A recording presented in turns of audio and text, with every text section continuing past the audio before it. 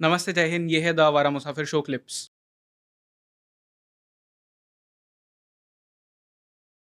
Right. हाँ। And अगर कोई इंसान अपने अर्ली 20s में है, 30s में है, हुँ, उसे स्टॉक मार्केट में इन्वेस्ट करना स्टार्ट करना है, हुँ, तो सबसे ईज़ीएस्ट तरीका क्या है? जहाँ पे क्योंकि स्टॉक मार्केट के बारे में लोग ये कहते हैं ना कि एक ऐसी फील्ड है जिसमें आपको स्टडी बहुत करना पड़ेगा ट्रू। अलग-अलग चीज़ों को।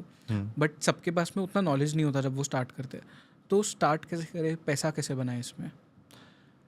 अगर आप अपने अर्ली 20s में हो, तो भाई देखो मैं तो बोल रहा हूँ कि अभी ट्रेडिंग से दूर रहो। ओके। क्योंकि ट्रेडिंग में क्या सीन होगा आपके साथ, आप पैसा कमाओगे, ये कन्फर्म है।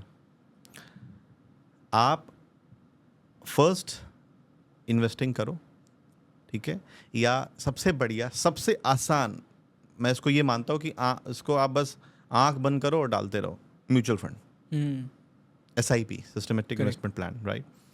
कुछ आपको आइडिया नहीं है, म्यूचुअल फंड में आप 500 रुपये से स्टार्ट कर दो भाई। आपका हर महीना कटेगा। हुँ, आप ये देख पाएंगे आने वाले कमिंग ईयर्स में कि भाई आप अच्छा खासा वेल्थ जनरेट करके बैठे हैं। हुँ।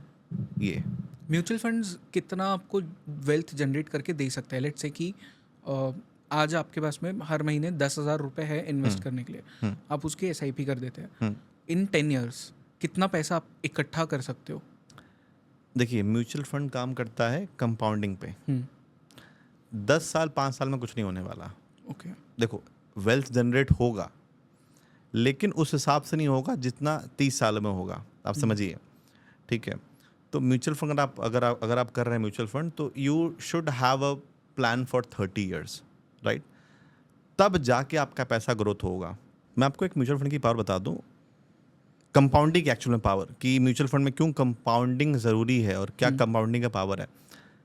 50 अगर आप डेली मंथली एसआईपी करते हैं 10 साल के लिए, केवल हम्म, आपका 1,25,00,000 बनेगा।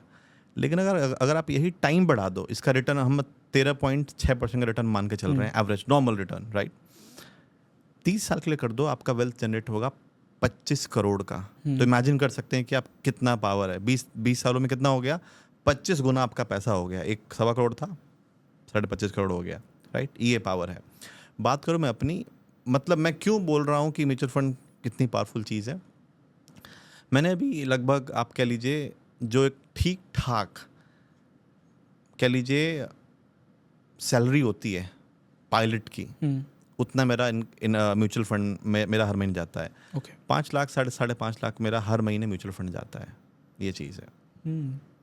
तो 5 लाख 5.5 लाख जो आप बोल रहे हो इन्वेस्ट आपने किया है म्यूचुअल फंड्स में, इस लेवल तक भी पहुंचने के लिए आपने पहले छोटे अमाउंट से स्टार्ट हाँ, किया होगा बिल्कुल। एंड वो कंपाउंड होता गया। कंपाउंड होता गया। ओके। आप ये कह लीजिए कि मैंने पहले 500 से स्टार्ट किया था। हम्म, मेरा पहला जो म्यूचुअल फंड था एसबीआई स्मॉल कैप था, राइट? उससे मैंने स्टार्ट किया हम्म। था। धीरे धीरे जैसे जैसे भाई अब मार्केट से पैसा बना, राइट, राइट। वेल्थ गेन हुआ, मैंने म्यूचुअल फंड में बढ़ाते गया। हम्म। और म्यूचुअल फंड का एक रूल है कि आपको हर साल बढ़ाना पड़ेगा। स्टेप अप क्यों? करना हाँ, चाहिए। क्यों? भाई आपकी महंगाई बढ़ रही है, इन्फ्लेशन बढ़ रहा हम्म। है, ये चीज़ है।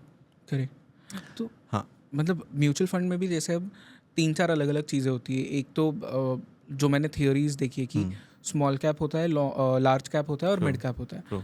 तो इसमें लोग इन्वेस्ट किस तरह से करें? उनका रिस्क जो है, वो किस तरह से डिवाइड करें इन तीनों के बीच में? ठीक है, देखिए, आपको रखना चाहिए डाइवर्सिफाइड। हुँ, पूरा अपना पैसा एक में भी नहीं डालना है आपको। श्योर। मतलब भाई आप हाई रिस्क वाले में आपने स्मॉल कैप में डाल दिया, हुँ, तीनों में रखो आप।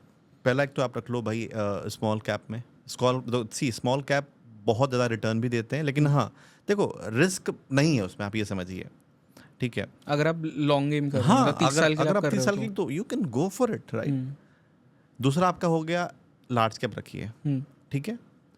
क्योंकि लार्ज कैप थोड़ा सा आपको सेफ रहेंगे, स्टडी रिटर्न देंगे। करेक्ट। एक आप रखिए हाइब्रिड। हुँ, हाइब्रिड में आपके डेट रहेगा, स्मॉल कैप, मिड कैप, ये, और इससे आपका जो ओवरऑल पोर्टफोलियो है बैलेंस्ड आउट रहेगा। ओके। तो ये मैं 3 एडवाइस करता हूँ सभी लोगों को। तो लेट्स से कि अगर एक इंसान है जिसे 10,000 इन्वेस्ट करना है म्यूचुअल फंड्स में, हाँ, उसको कैसे डिवाइड करे ये 3-4 में? आप क्या करिए कि लगभग 3,000 का, आप जो 3,000 है वो हुँ, आप डाल दो, लेट्स से कोई से भी आप जो बेस्ट वाले स्मॉल कैप के हुँ, म्यूचुअल फंड है।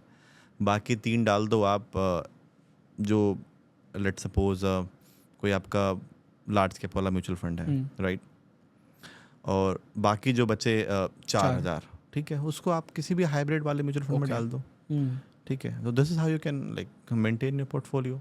ओके, हाँ. इंटरेस्टिंग. तो बेसिकली जो अपने 20s में है उनके लिए ट्रेडिंग इज नॉट, मतलब एक अच्छा ऑप्शन नहीं है. म्यूचुअल फंड शायद एक बेटर हाँ, ऑप्शन म्यूचुअल फंड, और करना भी है तो आप इन्वेस्टमेंट करिए ना, राइट.